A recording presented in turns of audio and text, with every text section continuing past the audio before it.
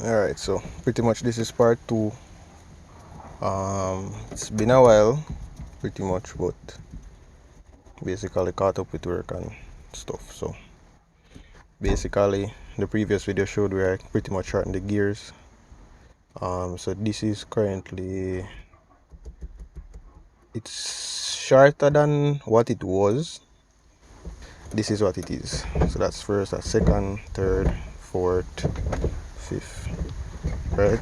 So pretty much that's what it is. So that's first, second, so it's a little bit shorter.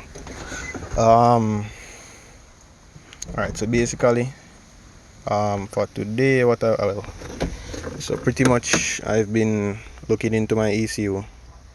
There's been some things that's faulty, broken traces and things like that. So basically I've been looking into them. The first one is, don't know if you can see it well, this little I believe this is a transistor. What this does is, all right, so what this comes from, or what it is connected to, is the neutral safety switch, which is, I think it's 1 2 3 4, pin number 4.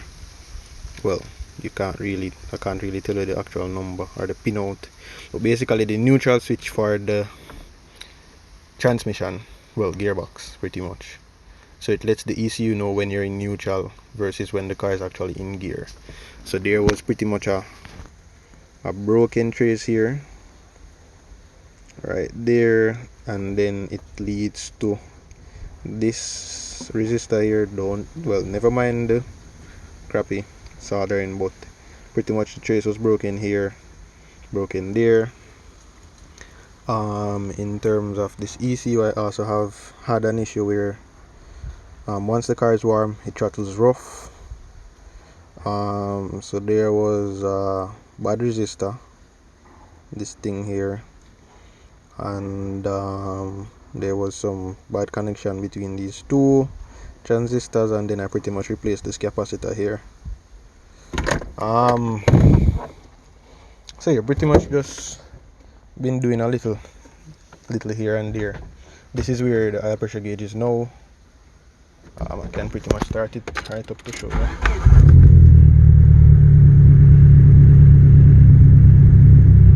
So that is where the oil pressure gauge is. It reads, well, it's not 100% cold, but as you can see, it's in PSI increments. So as you saw just now, it was showing 38 PSI at idle. As it relates to my idle RPM, I'm not entirely sure where it's at, because the tachometer is faulty in many different levels. It works when it feels like, and it's not accurate at all, so I can't really tell what my idle RPM is. However, oil pressure is fine pretty much. So what I was doing is, all right, so for the gas pump, right, everything in this car is wired as original, or I try to keep it as original as possible. So basically, for the gas pump, how the gas pump works is, it is connected to a relay. So there's a pin out from this ECU, I believe it's pin 104, that pretty much sends a grounds to the relay, the gas pump relay, which is here in my car. So it's pretty much right below the steering wheel or below the fuse box. So this is my gas pump relay, right? So pretty much this is the relay. So basically I'm making this video to pretty much clarify so the whole gas pump relay thing, right? So this is a 12-volt relay, right? So basically on top you'd notice that there's, well, if you look on the back, you'd notice that there are 4 connections, right? You have 1 2 3 and 5. Basically, in order to power the relay, pin number 1 and 2, it doesn't really matter which orientation it is in, but basically you have pin number 1, say for instance you have the Alright, so first, in order to get this activated, you need a power source and you need a grounds, right? So how the ECU activates the relay is that the ECU sends a negative, well, the ECU pretty much grounds the relay pretty much.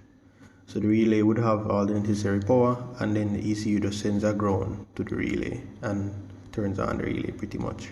So the connection that would be coming from the ECU, which is the grounds, would be at pin 1, right? Pin number 2 would be an ignition current. So it's a 12 volt supply when you turn on the ignition. Pin number 3 and 5.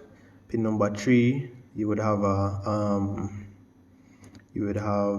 constant 12 volt supply. So this is more than likely directly from the battery. So once you have a constant 12 volt supply, it will go here, and then pin number 5 is what goes directly to the fuel pump itself, right?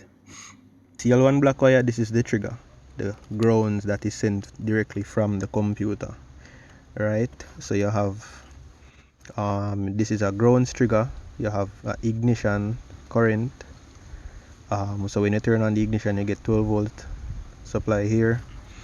Then this wire here, it's a black and red. This runs directly from here all the way around past the driver's seat and goes directly to the gas pump. So it's this wire here, right? Then, so pretty much just to go over the ignition from the computer, the ground signal directly from the computer. This is an ignition. Then you have this black and red wire that goes directly to the gas pump, and then you have this brown wire. So what happened is this brown wire, it gives, I didn't even check it, I believe it should be a straight current, right? However, what I technically did is that when you check by default, when you check the current that is at the gas pump, if it is run originally, you will get around 11 volts, and it fluctuates between 11 to 10 volts to the fuel pump. As you may know, the fuel pump requires 12 volts, so it's 12 volt when you're on the ignition, and then once the engine is running, the alternator is charging, it should go up to 14 volts, right? So basically, this straight current here is what supplies this red and blue wire. So basically how the relay works is, this is an ignition, so you use ignition and grounds turns on the relay, right? So ignition and grounds. Once the relay is on, it makes a connection between these two pins in the relay. So it pretty much connects the straight current to the gas pump. However, this wire here, by default, it only carries 12 volt whether the engine is running or not, so it doesn't go up at all. And then from this wire here to the actual gas pump, there's a voltage drop, so it shows 12 volt here. However, when I check the voltage at the gas pump, it's roughly around 10.7 to 11 volts, and it fluctuates, right?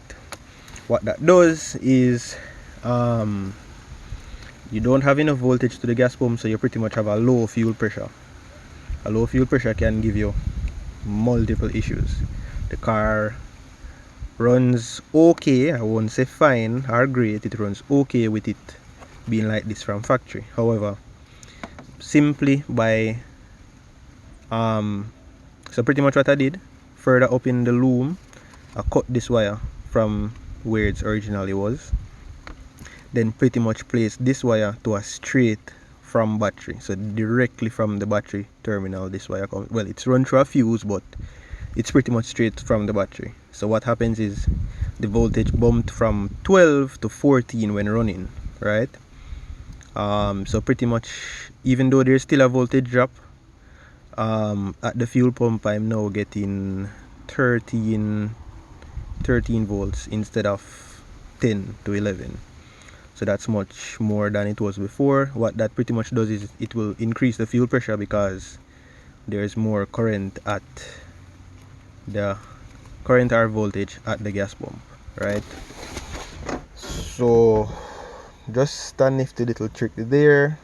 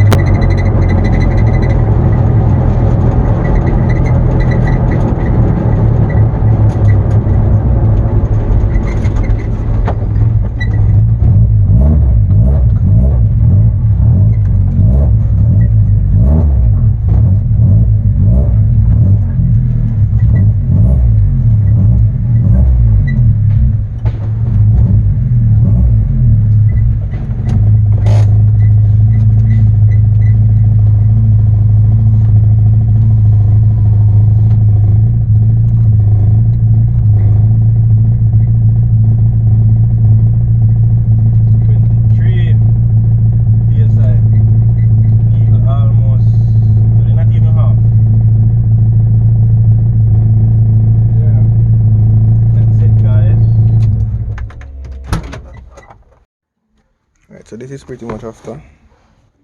I'm going to reinstall the under this thing here, cover up where the fuse box go and stuff. So after that, that's pretty much it for the day. Next time I come here, I'll pretty much be fooling around with something else. So